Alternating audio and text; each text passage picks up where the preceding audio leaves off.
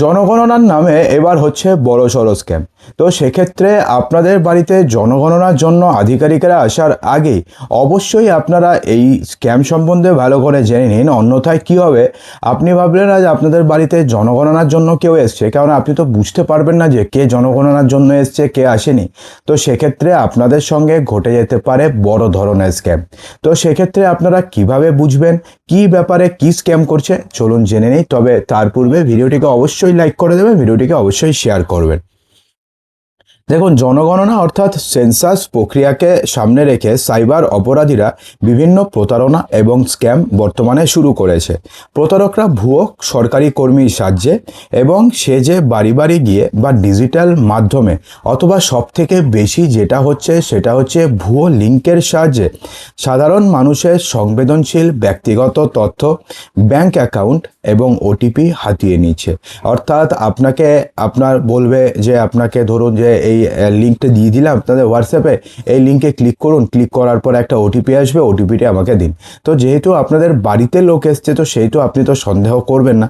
তো আপনি সেই লিঙ্কে ক্লিক করলেন, ক্লিক করার পর দেখা গেল যে আপনাদের পুরো মোবাইল ফোনটি হ্যাক হয়ে গেল, অথবা আপনাকে ফোন করে বলল। ঠিক আছে, দেখুন এখন আমরা জেনে নেব যে জনগণনার নামে যেভাবে প্রতারণা করা হচ্ছে বর্তমানে।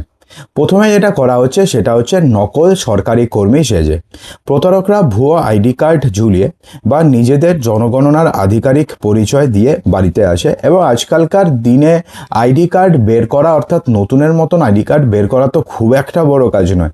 জেমিনাই আছে, চ্যাট জিপিটি আছে বা বিভিন্ন এআই অ্যাপ আছে যার মাধ্যমে অবিকল same to same ID card বানিয়ে দেবে। তো সেক্ষেত্রে কি করছে যারা প্রতারকরা রয়েছেন তারা ভুয়ো আইডি কার্ড ঝুলিয়ে বা নিজেদের জনগণনার আধিকারিক পরিচয় দিয়ে আপনাদের বাড়িতে আসবে। তারা জনগণনার সাধারণ তথ্যের আড়ালে আধার নম্বর, প্যান কার্ডের বিস্তারিত তথ্য এবং ব্যাংক ডিটেলস এবং ওটিপি আপনাদের থেকে চাবে। অর্থাৎ আপনাদের থেকে চাবে যে আপনাদের কোন কোন ব্যাংকে অ্যাকাউন্ট রয়েছে সেই তথ্য আমাদের লাগবে। তো আপনি তো বলে দিলেন, কারণ আপনি জানেন জনগণনার জন্য এসছে। তো সেক্ষেত্রে আপনি ব্যাঙ্ক অ্যাকাউন্ট ডিটেলস দিয়ে দিলেন, কোন ব্যাঙ্কে অ্যাকাউন্ট রয়েছে দিয়ে দিলেন, আইএফএসসি কোড শুদ্ধ দিয়ে দিলেন।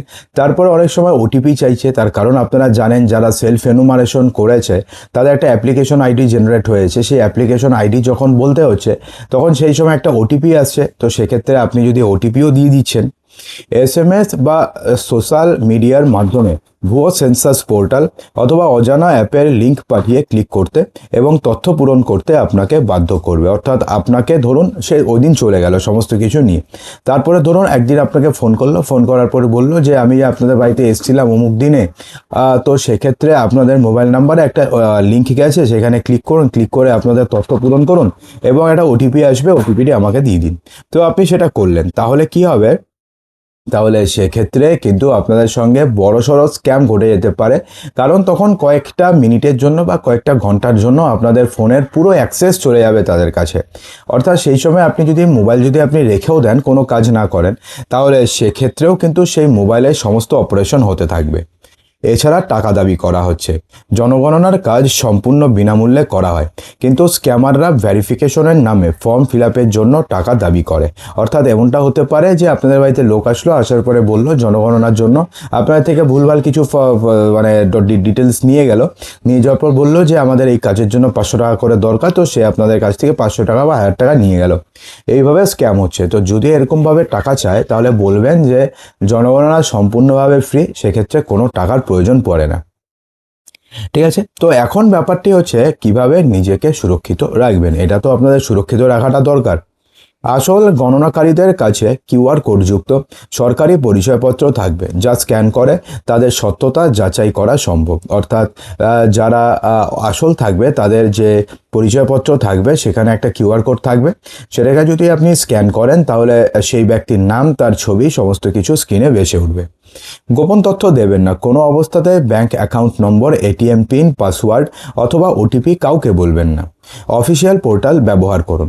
অনলাইনে স্বগণনাপত্র বা সেলফ এনুমারেশন করার সময় নিশ্চিত করুন যে ওয়েবসাইটটি যেন সরকারি ডোমেন কিনা, অর্থাৎ .gov.in কিনা, বা কেউ যদি কোনো প্রকারের লিঙ্ক পাঠায় সেই লিঙ্কে লাস্টে যে ডোমেন রয়েছে সেখানে .gov.in লেখা রয়েছে কিনা সেটা আপনাকে নিশ্চিত করতে হবে।